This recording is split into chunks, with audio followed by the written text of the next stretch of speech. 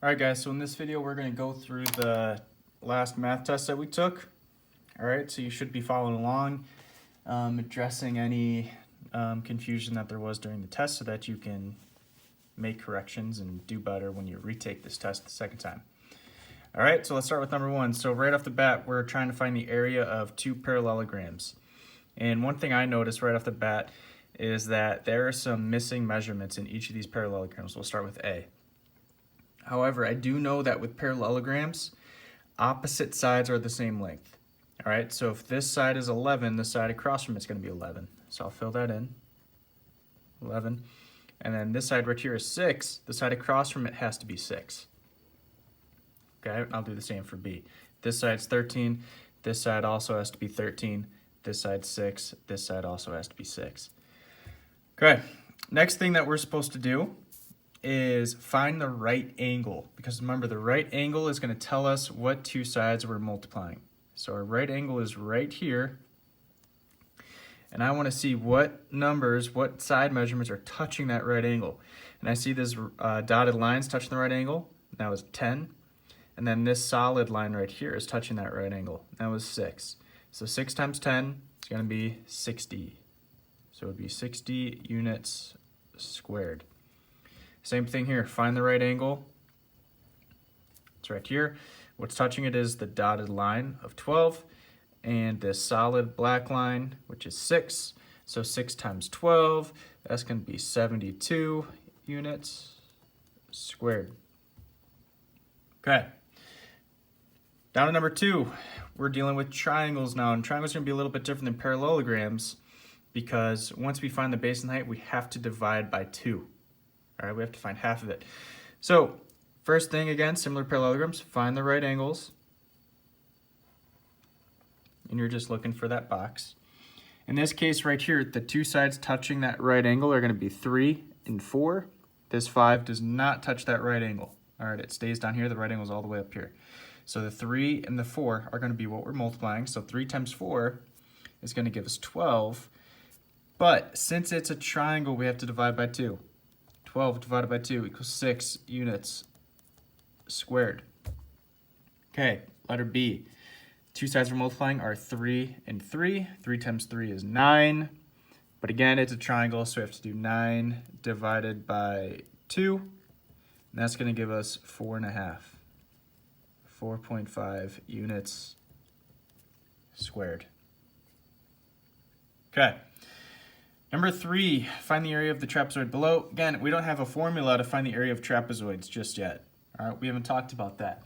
But we do know how to find the area of parallelograms. We do know how to find the area of triangles. So let's go ahead, let's see if we can maybe decompose this shape into something we know. One thing I would do is, well, I guess what I could do is break this up into 2 triangles and a rectangle. So we have 2 triangles and then we have a rectangle right here. And we can find the area of each part. We know how to find the area of triangles. We know how to find the area of rectangles. Or we could move that triangle over here. Let's get rid of it. To where we just have a new rectangle. Just a rectangle with a base of 6, a height of 3.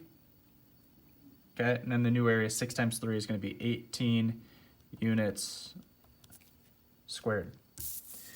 All right. Okay. On to, it's going to be difficult. Give me a second here. On to number 4, to select the 2 nets that can be folded into the triangular prism. So here's the shape we want to, the 3D shape we want to be able to make from a net. And one thing I'm noticing right off the bat here is this triangular prism has 2 triangles in it. So that means the net that I have better have 2 triangles in it as well. All right, so right off the bat, I look at letter B, and I see that letter B has 4 triangles in it, so B cannot work. I look at C, I see that C has only 1 triangle in it, so C cannot work. And remember, we're looking for 2 nets that would work. Well, the only 2 options left are A and D, and both A and D have 2 triangles in them. All right, so A and D are going to be our options that work. Okay, number 5, we need to find the volume of the rectangular prism. Remember, to find volume, you do length times width times height. Okay, in this case, our length is going to be 5 centimeters. Our width, how far back does the shape go? 2 centimeters. And then our height, how tall is it? 2 centimeters.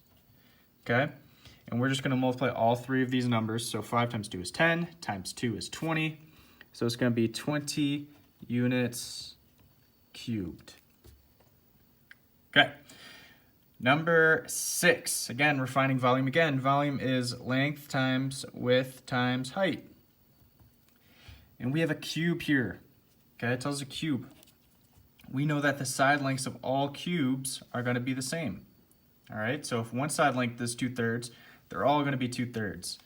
So really what I got here is length is 2/3, width is 2/3, height's 2/3. From here, I just multiply straight across. Okay, 2 times 2 times 2 is 8. 3 times 3 times 3 is 27 units cubed. All right, so cubes are nice and easy. When we're finding volume, you're just multiplying the same number by itself 3 times. All right, in some cases, we're gonna end up being fractions, but that's all right. We know how to multiply fractions. All right, out to the back. Number 7. Find the surface area of the figure below. So remember, surface area, that is the area of each individual face of a 3D shape added together. All right, so I could either use this 3D picture right here, or I could just use the net. To me, I want to use the net because it's easier to see each individual face. All right, so I could go ahead and, if I want, I could even just count the boxes. So this rectangle right here, it's got a base of 2 and a height of 4, so it has an area of 8. This same thing, base of 2, height of 4. It's got an area of 8. These two guys on the top and bottom, it's got a base of 3, height of 2. 3 times 2 is 6. 6. And then these ones, these last two, it's got a base of 3, height of 4. 3 times 4 is 12. 12. And we're going to go ahead. We need to add all of these numbers together. So 8 plus 12 plus 8 plus 12 plus 6 plus 6. That's going to give us 52 units squared. 52 units squared. Okay. We're not going to go over volume or extra credit. Okay. Math minutes. Number 1, if n sixths equals 1/2, then n equals, so we need to think about what did we do to one side to get to the other, okay? What did we do to 6 to get to 2? Well, we would have divided 6 by 3, right? 6 divided by 3 is 2, so that means n divided by 3 is 1. What number divided by 3 is going to give us 1? Well, 3 will. 3 divided by 1, okay? And really, we're just looking for equivalent fractions. So what number with a denominator of 6 is equivalent to 1/2? 3/6. Okay, number 2, we're just multiplying fractions. 4/9 times 1/3. We could just multiply straight across. 4 times 1 is 4. 9 times 3 is 27. Your answer would be 4/27. Okay, number 3, if a equals 4, then 10a equals, so remember, anytime we have a whole number next to a variable without an operation between them, that means multiply. So 10 times a, or 10 times 4, that's going to give us 40.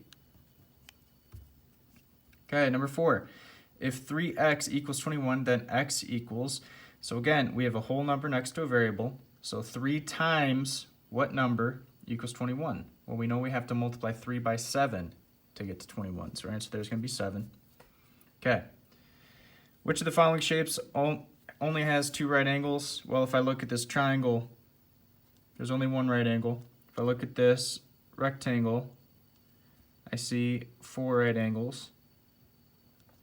And then if I look at this guy right here, this pentagon, there's only 2 right angles down here. So that would be B. Number 6, we have 2 plus 2 with and then in parentheses 2 plus 3. So we know we have to take care of parentheses first. So 2 plus 3 is 5. Now we're left with 2 plus 2 parentheses 5. In other words, 2 plus 2 times 5. We know we have to take care of the multiplying first. So 2 times 5 is 10. 10. We're left with 2 plus 10 equals 12. So order of operations is important there. Okay, number 7. If the perimeter of this shape is 25, then x equals, so remember, perimeter is when we add all of the side lengths together. All right, so, and it has to all add up to 25. So 4 plus 5 is 9, plus 5 is 14, plus 6 is 20.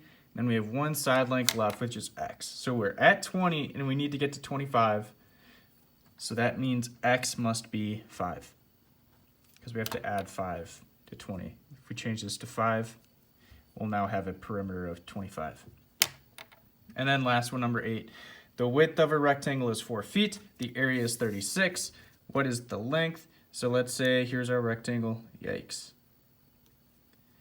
Here's our rectangle. It has an area of 36 feet squared, and it has a width of 4 feet, and we don't know what our base is. So we need to figure out, remember, to find area of a rectangle, it's length times height, or base times height. So we don't know what this is, but we know we multiply it by 4 to get to 36. So what number times 4 is going to give us 36? Or in other words, what's 36 divided by 4? It's going to give us 9 feet.